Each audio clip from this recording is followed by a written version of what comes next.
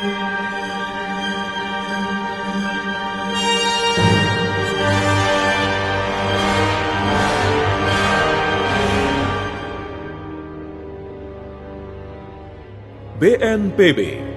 Badan Nasional Penanggulangan Bencana, mempersembahkan Asmara di Tengah Bencana. Saya datang kemari hanya untuk menjernihkan persoalan ini. Apa? Ya, baiklah Ki Lurah. Sebenarnya saya juga sudah ngerti kok. Nah, itu. Saya hanya merasa tidak enak saja sama Denmas Jatmiko itu. Tidak bisa menolak keinginan beliau. Lagi pula, semula saya pikir tidak akan ada yang tahu kok. Asmara di Tengah Bencana, sebuah drama radio tentang kisah cinta sepasang anak manusia dengan perbedaan status sosial. Mengapa Bapak dan Ibu melarangku berhubungan dengan Denmas Jatmiko? Mengapa hal itu dianggap sebagai suatu kesalahan yang besar? Tapi aku percaya, Bapak dan Ibu tidak bermaksud buruk padaku. Tidak ada orang tua menjerumuskan anaknya sendiri. Asmara di Tengah Bencana, sebuah drama radio dengan latar belakang pemerintahan Sultan Agung Hanyokrokusumo pada saat terjadinya bencana letusan Gunung Merapi. Kisah yang diramu dengan persoalan dendam, kesetiaan, dan kejujuran. Tak ada manusia yang sempurna, dan cinta tak pernah berdusta.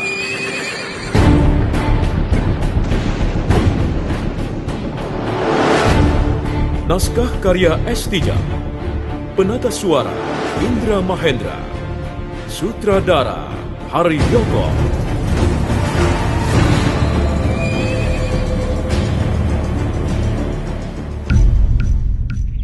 Indonesia adalah negara kepulauan terbesar di dunia. Terletak di antara dua benua Asia dan Australia, juga di antara dua samudra, Samudra Hindia dan Samudra Pasifik. Negara khatulistiwa dengan potensi ribuan kekayaan sumber daya alam yang meliputi bahan tambang, hutan, laut, dan sebagainya. Namun selain itu, Indonesia juga mempunyai potensi bencana alam yang harus diwaspadai, seperti gempa bumi, tsunami, angin topan, banjir, tanah longsor, kebakaran hutan, erupsi gunung berapi, dan lainnya. Bencana tersebut bisa terjadi kapan saja tanpa memberitahukan pada kita sebelumnya. Saatnya kita mengenal lebih dalam dengan karakter alam di sekitar kita dan kenali tanda-tanda bencana lebih dini. Ayo jadikan alam sekitar sebagai sahabat kita. Iklan layanan masyarakat ini dipersembahkan oleh BNPB, Badan Nasional Penanggulangan Bencana.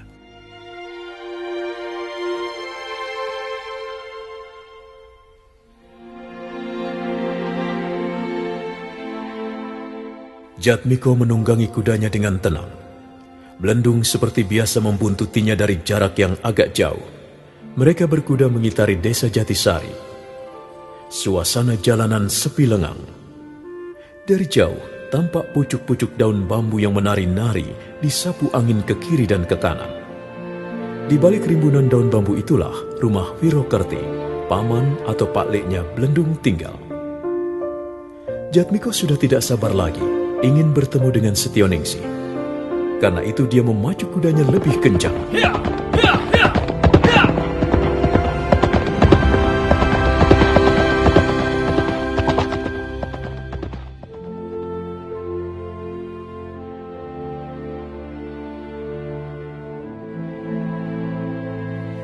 Hari-hari terasa sepi bagi Setioningsi setelah kedua orang tuanya melarang bertemu dengan Jatmiko.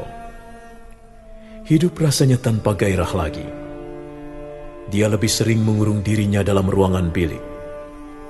Malam dan siang hampir tiada bedanya. Suram. Dunia tampak suram. Langit di luar seperti senantiasa diselimuti mendung. Dan jika malam tiba, sebelum dia membaringkan tubuhnya yang terasa lesu di atas ranjang tidurnya, gadis itu selalu mengeluarkan pakaian berwarna merah kembang-kembang dari lemari. Pakaian yang pernah tertinggal di sungai dan dibawa Jatmiko ke rumahnya, kemudian dikembalikannya lagi.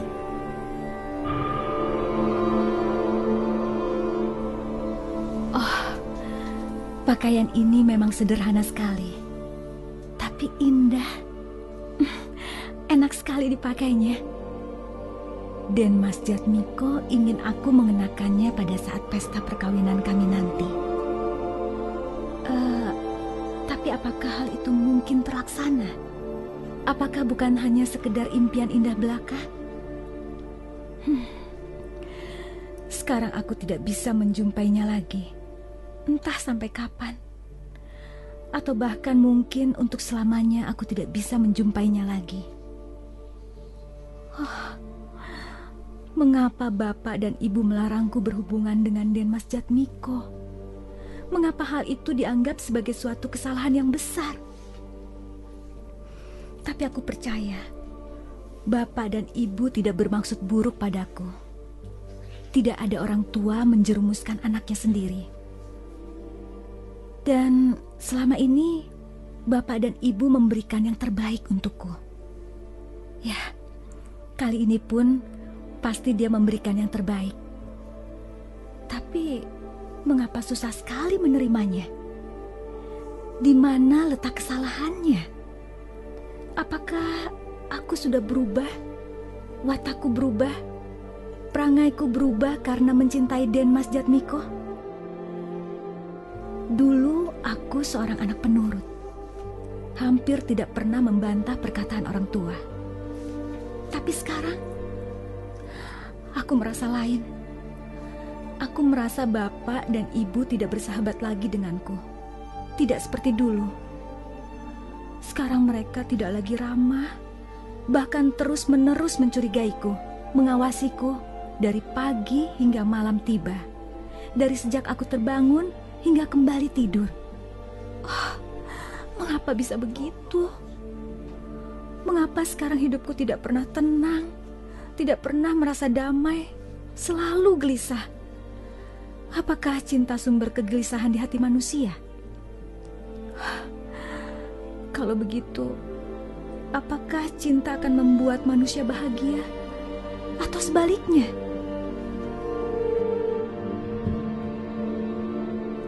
Sementara itu, Jatmiko sudah menunggu sejak tadi di pondok kediaman Wirokerti. Dia pun mulai gelisah, karena Setioningsih belum juga muncul. Kok belum datang juga ya, Den Mas? Mungkin ada halangan. Susah juga kalau begitu. Jauh-jauh kita berkuda dari Mataram sampai di sini, tidak ada hasilnya. Hanya duduk-duduk menunggu. Aku tahu dia mendapat kesulitan. Aku bisa merasakannya dari sini. Terus bagaimana, Den Mas? Apa kita akan terus menunggu sampai malam hari? Ambil kudamu, Belendung. Kita pulang saja. Sepertinya tidak datang, Den Mas. Lawang sudah sore begini. Memang susah, Paman. Kalau hubungan cinta dilarang orang tua, tidak berjalan mulus. Pasti Setioningsih tidak bisa menemukan alasan keluar dari rumahnya. Karena itu, sebaiknya kita kembali ke Mataram. Terima kasih Paman Wirokerti. Nanti entah hari apa kami akan kembali lagi.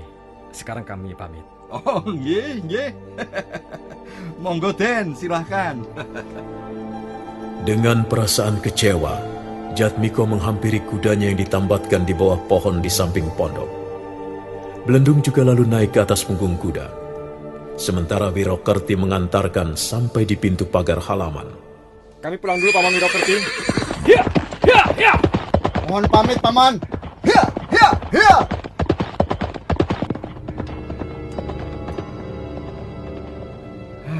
Kasihan. Tidak orang kaya ataupun orang miskin, rakyat jelata atau keturunan ningrat, kalau jatuh cinta sama saja, sama-sama gilanya, sama-sama buta matanya. Wirokerti baru menyalakan lampu minyak di serambi pondoknya ketika melihat Kilurah Jatisari memasuki halaman. Dia sudah dapat menduga apa maksud kedatangan kepala desanya. Mereka segera duduk di serambi pondok dan membicarakan masalah hubungan antara Setioningsi dan Jatmiko. Memang aku melarang Setyaningsih keluar rumah Wirokerti. Dan terus terang aku berusaha mencegah agar hubungan antara anakku dengan Denmas Jatmiko jangan sampai berlanjut. Ini kulakukan justru karena aku menghargai Gusti Tumenggung, Jayeng Logo dan keluarganya. Aku melihat hubungan ini tidak pada tempatnya. Tidak serasi, tidak sepadan. Mereka berlainan derajat. Nah, kita semua tahu Denmas Jatmiko itu siapa. Dan Setyaningsih itu siapa. Ya. Memang benar Ki Lurah. Aku setuju pendapat Ki Lurah. Tapi sebenarnya kasihan juga mereka itu. Loh, Kasihan anak gadismu itu loh. kasihan bukan berarti membiarkan mereka melanggar pagar-pagar pembatas Wirokerti. Justru kalau kita tidak segera mencegah atau bahkan sebaliknya memberikan keleluasaan pada mereka, kita ini akan menjerumuskan anak-anak muda yang belum berpengalaman ini. Yang melakukan segala sesuatunya hanya karena dorongan hawa nafsu belaka. Dari semula, saya juga sudah tidak setuju, Ki Lurah. Lah, Raden Mas Jatmiko itu kan sudah punya tunangan. Ya. Tapi dia tidak mau mendengar. Katanya tidak enak sama Denmas Jatmiko. Tidak bisa menolak. Memang dia tidak mau ikut campur urusan ini.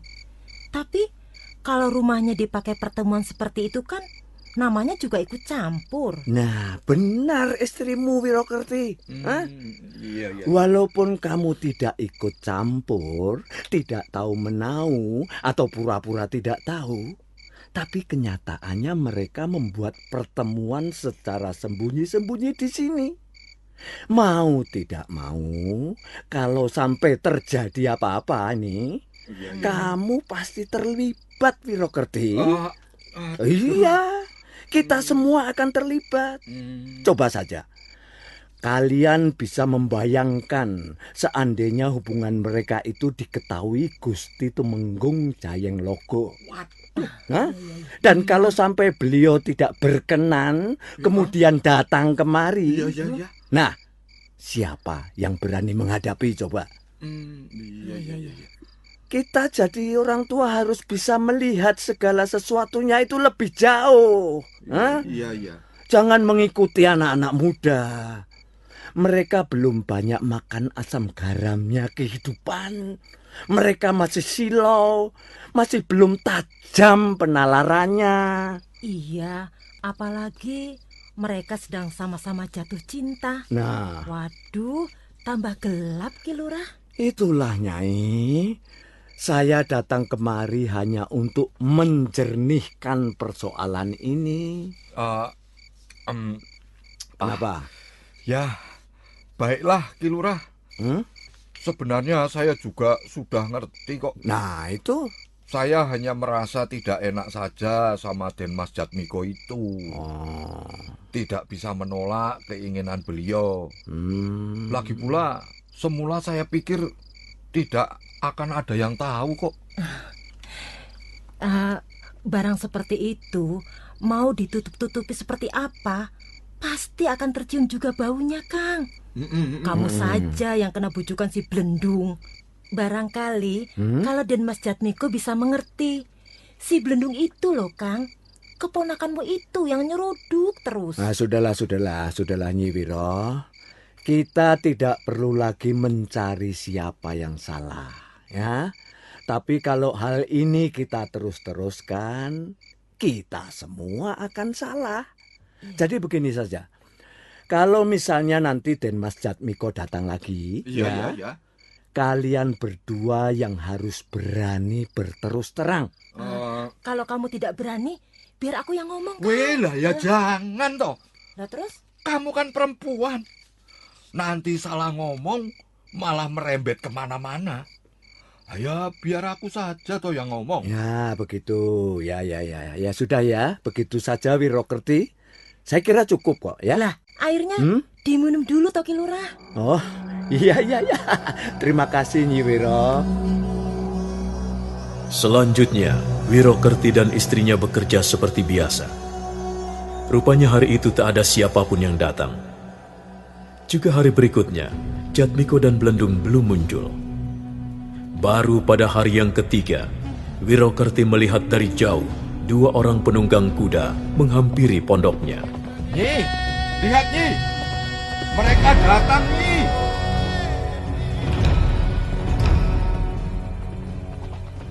Seperti biasa, mereka lalu mengambil tempat duduk di serambi pondok. Blendung meluruskan kakinya yang pegal-pegal setelah berkuda cukup jauh dari Mataram. Sedangkan Jatmiko menikmati secangkir minuman yang disediakan Nyi Wirokerti. Selanjutnya Wirokerti menceritakan perihal kedatangan Ki Lurah Jatisari. Bahwa pada dasarnya, Ki Lurah sangat menyesalkan pertemuan yang dilakukan Jatmiko dan Setioningsi di pondoknya. Maaf, saya ini merasa tidak enak pada Den Mas Jatmiko. Tapi, saya harus bagaimana menghadapi kepala desa saya sendiri ya. Justru aku yang merasa tidak enak, Paman. Sedikit banyak aku telah mengganggu ketenangan hidup keluargamu. Iya Den Mas Jatmiko. Tapi jangan salah mengerti ya Den Mas ya. Oh tidak, sama sekali tidak Paman Wirokerti. Aku bisa memakluminya. Wah, sekarang jadi repot Den Mas. Mau ketemu di mana lagi coba? Memang sebaiknya aku langsung menemui Ki Lurah. Menemui Ki Lurah? Maksud Den Mas mau ketemu Setioningsi di rumahnya sana? Seperti dulu lagi? Iya, aku harus menjelaskan semuanya pada Ki Lurah dan Nyi Lurah. Supaya mereka tidak ragu-ragu, tidak menganggapku main-main. Waduh, saya kira ya begitu lebih bagus Den Mas. Siapa tahu kalau Den Mas Jatmiko bisa meyakinkan Ki Lurah. Nah, akhirnya semua akan berjalan dengan lancar, ya toh? Apalagi kalau Den Mas Jatmiko sudah mendapat restu dari Gusti Tumenggung Jayeng Logo maupun Doro Putri. Wah, semuanya pasti berjalan mulus. Dan kami tentu saja ikut senang. Ya, memang. Tapi susah Paman. Justru Den Mas Jatmiko membuat pertemuan seperti ini karena beliau tahu tidak bakalan mendapat restu dari Gusti Tumenggung. Malah sekarang rupanya Ki Lurah dan Nyi Lurah juga tidak mendukung. Memang serba susah kalau begitu. Sekarang tinggal Den Mas Jatmiko sendiri bagaimana? Ya, bagaimana apanya Paman? Den Mas Jatmiko pasti tidak akan mundur barang setapak. Kalau memang di sini tidak bisa, ya harus cari tempat lain. Bukan begitu Den Mas? Itu kita pikirkan nanti saja. Sekarang yang penting aku harus segera bertemu dengan Ki Lurah dan Nyi Lurah Jatisari. Saking penasaran, Jatmiko nekat pergi ke pondok Ki Lurah Jatisari. Blendung kelihatan gugup. Dia menjadi serba tidak enak. Mereka menambatkan kuda di bawah pohon di samping pondok. Sementara itu, Ki Lurah Jatisari buru-buru menyuruh Setioningsi masuk ruangan bilik. Monggo Den Mas, sambil diunjuk, diminum airnya. Ayo Blendung, itu makanannya. Jangan didiamkan saja toh. Ya, ayo silakan. Terima kasih Nyi Lurah. Jadi begitulah Den Mas. Bukannya kami melarang, bukannya kami tidak setuju. Tetapi ya ada sesuatu yang tidak enak di hati. Sesuatu yang kurang pas begitu. Den Mas Jatmiko keturunan Ngaluhur, keturunan priayi kaum Ningrat. Akan lebih baik jadinya kalau Den Mas Jatmiko juga berpasangan dengan kaum yang sama. Begitu Den Mas. Kami senang, kami merasa bangga Den Mas Jatmiko mencintai anak gadis kami. Itu merupakan suatu kehormatan tersendiri. Ya, tapi maaf Den Mas. Dengan sangat terpaksa, kami mohon Den Mas Jatmiko tidak lagi berusaha mendekati Setyaningsih. Ki Lurah. Ya. Nyi Lurah. Iya. Aku mencintai Setyaningsih. Dan cinta tidak pernah menelantarkan siapapun. Justru cinta akan memberikan sesuatu yang sangat berharga bagi siapa saja. Soal itu Nyi Lurah jangan khawatir. Justru karena aku mencintai anak gadismu, maka aku ingin melihat hidupnya bahagia. Cinta tidak akan pernah menelantarkan siapapun. Itu kaidahnya, itu hukumnya. Karena cinta bersifat memperhatikan. Iya, benar Den Mas. Semua yang Den Mas Jatmiko katakan itu tidak salah. Tetapi ya seperti yang tadi sudah saya nyatakan di atas, kami tetap tidak bisa menerima. Apapun alasannya, kami tidak bisa membiarkan hubungan Den Mas Jatmiko dan Genduk Setyaningsih terus berlanjut. Karena kami melihat sesuatu yang kurang pada tempatnya di sini. Misalnya, kalau sampai Gusti Tumenggung Jayeng Logo tahu, kemudian beliau murka, siapa yang harus bertanggung jawab? Lagi pula Den Mas Jatmiko sudah mempunyai tunangan. Dan tunangan adalah calon istri yang sah. Kemudian bagaimana kedudukan Genduk Setyaningsih? Kalau sampai suatu saat nanti Den Mas Jatmiko demi persatuan dua keluarga besar harus duduk di atas pelaminan bersama Denayu Puspaningrum. Iya. Jadi, sudahlah Den Mas, saya tahu. Saya bisa merasakan apa yang sedang bergejolak di hati Den Mas Jatmiko. Tetapi percayalah, semua itu tidak akan berlangsung lama. Dengan niat yang baik, atas izin Allah Subhanahu wa Ta'ala, Den Mas Jatmiko akan mampu kembali menjadi tumpuan keluarga. Dan bukannya tersesat di desa Jatisari bersama seorang gadis desa. Sebentar Ki Lurah. Ya? Aku bukannya tersesat. Aku sadar apa yang kualami dan apa yang kurasakan sekarang. Aku juga masih mampu berpikir jernih kok. Kalau aku sampai jatuh cinta pada Setyaningsih, Ya? bagiku itu merupakan karunia tersendiri. Aku sendiri tidak tahu. Banyak gadis-gadis bangsawan yang ku kenal, tapi mengapa hanya kepada Setyaningsih aku punya perasaan semacam ini? Kalau Den Mas Jatmiko mau, ya gampang Ki Lurah. Banyak gadis-gadis priayi yang tergila-gila sama beliau. Beliau tinggal pilih saja 2 atau 3 orang. Semuanya pasti mau. Dijadikan selirnya pun pasti senang. Tapi Den Mas Jatmiko orangnya lain Ki Lurah. Entahlah. Aku sendiri juga tidak tahu mengapa beliau seperti itu. Indonesia adalah negara kepulauan terbesar di dunia. Terletak di antara 2 benua Asia dan Australia. Juga di antara 2 samudra, Samudra Hindia dan Samudra Pasifik. Negara khatulistiwa dengan potensi ribuan kekayaan sumber daya alam yang meliputi bahan tambang, hutan, laut, dan sebagainya. Namun selain itu, Indonesia juga mempunyai potensi bencana alam yang harus diwaspadai, seperti gempa bumi, tsunami, angin topan, banjir, tanah longsor, kebakaran hutan, erupsi gunung berapi, dan lainnya. Bencana tersebut bisa terjadi kapan saja tanpa memberitahukan pada kita sebelumnya. Saatnya kita mengenal lebih dalam dengan karakter alam di sekitar kita dan kenali tanda-tanda bencana lebih dini. Ayo jadikan alam sekitar sebagai sahabat kita. Iklan layanan masyarakat ini dipersembahkan oleh BNPB, Badan Nasional Penanggulangan Bencana.